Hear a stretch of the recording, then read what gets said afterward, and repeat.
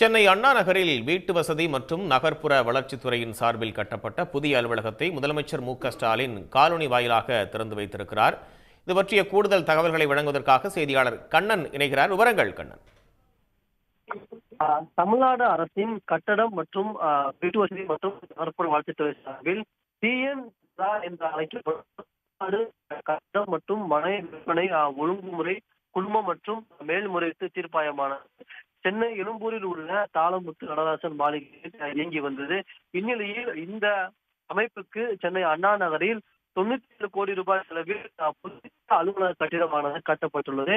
இந்த அலுவலக கட்டிடத்தை தமிழ்நாடு முதலமைச்சர் மு.க.ஸ்டாலின் இன்றைய தினம் சென்னை செயலகத்திலிருந்து திறந்து வைத்தார். இந்நிகழ்ச்சியில் ஒழுங்குமுறை ஆணையத்தின் தலைவரும் முன்னாள் தலைவருமான சிவதாஸ் மீனா மற்றும் பல்வேறு உறுப்பினர்கள் மற்றும் தமிழ்நாடு அரசின் உயர் அலுவலர்கள் கலந்து கொண்டனர்.